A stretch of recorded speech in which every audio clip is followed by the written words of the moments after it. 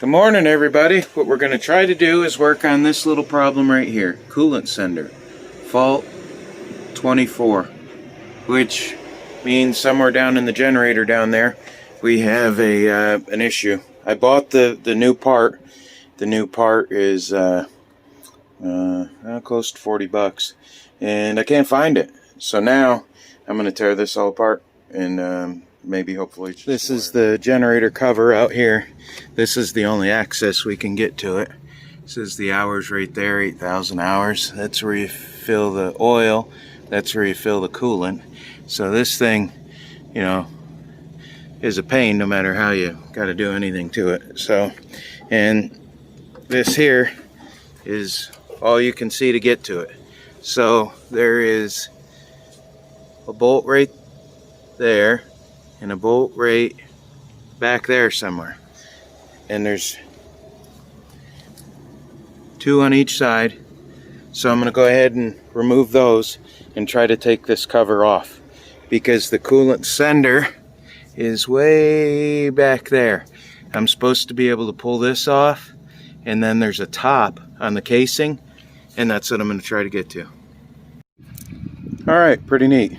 These four, two on each side, 7/16 bolt, wrench and ratchet, and then it shows all these little, I think they're 10mm bolts. I'm going to take all them off next, and then I should be able to have enough room to get back in there. So doing this on the side of the road right here, so takes a little bit. Just keep working on it. You know, if a guy's determined, he can do anything. So here's what the case looks like off. It's just a hollow case. It's only held on by them 4 bolts.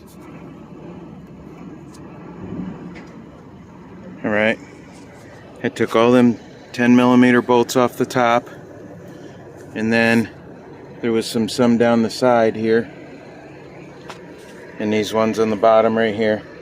Took all these off to get the front panel off. That right back there is the temp sender, where this wire goes to. See, it bolts on right back there. Now, I don't know why this won't come off, so I'm just going to keep taking more bolts and more bolts apart. But that sender right there, I believe, is what my problem is. But also I see that all that corrosion and leaks there. So I'm going to replace the thermostat and the gasket back there. And then I'm seeing all this oil residue over here. All this. So I'm going through a quart of oil about every 10 hours or so. So I'm working on taking all this apart to try to find out what's wrong with it. Alright, so I'm under the truck trying to check out a few things.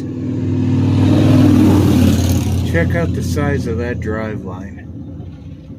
Holy cow. And it goes that far, and that far, and that far. All the way back there. 1, 2, 3 drive shafts this thing has. And I'm trying to figure out what's going on in here. I'm trying to find my exhaust leak. Let's see here. Can we see any of that? I don't think it's really leaking any there. Kind of concerned why that's so wet though. I was just sitting here running it all night, so okay.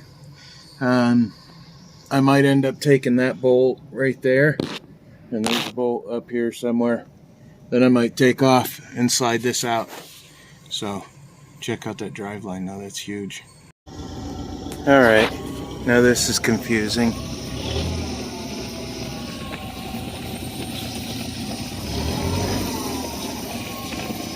I started it up and let it run for a while,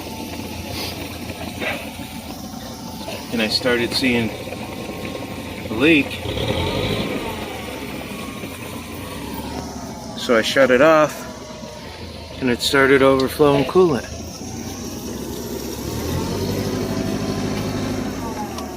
and it's hot.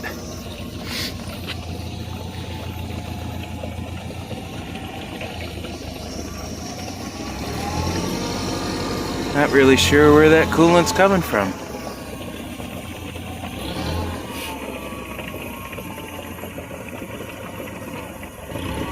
It's definitely a problem though. So I was just coming down here to tell you guys that the generator was running, and we might be good, because I moved that wire away from over there, and I thought that we were good. So I don't know what to do here. I called and ordered a bunch of parts. I got the oil filter. I got the I already have the temp sender. This is what it was, exactly where I put it, right here in the door. But I looked for it 10 times, couldn't find it. So yeah, throw it around. There we go. That's it. So this tells it like 3 different things to do. It tells it a bunch of different things. So it's weird, I don't hear an engine fan on in there. So, okay. Not really sure what our next step here is going to be. Obviously let it cool down. What it could be, you know, I'm trying to think. Okay, faulty sender, alright? Now, if it was faulty sender, I'm pretty sure that it would just quit working. So I think it's something else. And I think what it might be is I'm gonna replace that thermostat. So the parts place has the thermostat. They have the filter. They have the new dipstick. They have quite a few things, but they don't have the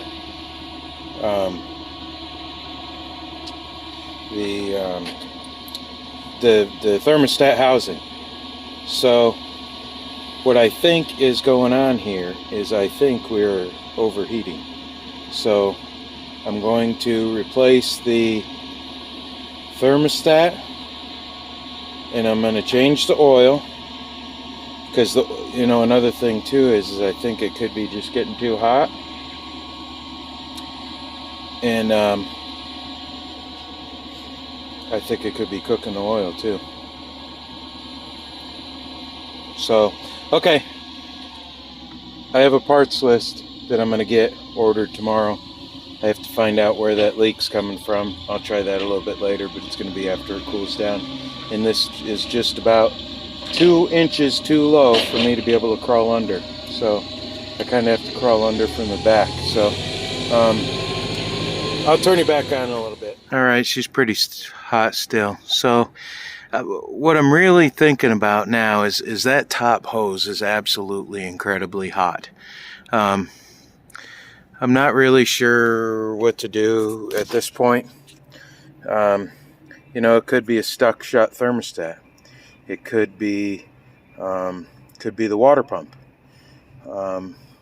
Could be quite a few things. Now, the deal I have on this truck right now is I kind of have basically a warranty on this truck right now. So if it was just the temp sender, it would have been worth my time to just replace the temp sender and not have to worry about the downtime of putting it in another shop, you know, and taking a couple days or whatever and explaining all that. Guys, what I think I'm going to do right now is I think I'm going to just bring it to a shop, because I kind of have basically a warranty on it right now. So it's really hard to explain exactly what's going to go on here, but you know, I do plan on purchasing the truck, but basically to say I'm renting it right now to try to make sure that all the bugs are out of it, to make sure that I want to buy it. So at the end of my rental term in a couple of months, it's possible, you know, to buy the truck, but I wanted to make sure that all the bugs are out of it. This here is about $12,000 to $13,000 if that is bad. And I really don't want to kind of put any more time or money into it right now. I think I'm just going to go ahead and take the time to bring it into a shop and let them diagnose it. And if it finds out the generator's bad, you know, got a cracked head or something like that, because there's also that big huge exhaust leak in the back. So guys, I think I'm going to throw in the towel on this project. We have to at times know where our limits are, and know where, you know, to replace a $40 part back there, that's worth my time. To go ahead and replace, you know, a couple other things here and there, 30, 40, you know, a couple $100, that's fine.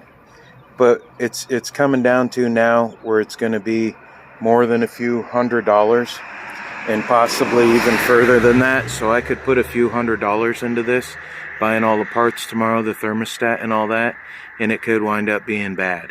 So I don't want to waste any more of my time. So this is, we're all learning here, guys. This guys and girls. Me, I like to learn a lot, and part of getting this, was this a failure for today? No, because I did diagnose that there is more than just a couple little things that I'm comfortable on doing. So tomorrow I'm just going to go ahead and button her back up and try to make an appointment at a shop and try to get it diagnosed for everything that's wrong with it. And I'm leaning towards, you know, as much stuff that's wrong with it, it needs a new generator. So I'm hoping I can get that done, and I'm hoping it doesn't increase the price of the truck any. So with that being said, guys, I'm going to go ahead and edit the video and upload it to you. I hope you watched it to this far. Like, share, subscribe, leave a comment. Tell me what you guys think. Should I keep going on this or not? But at the end of the day, do the right thing.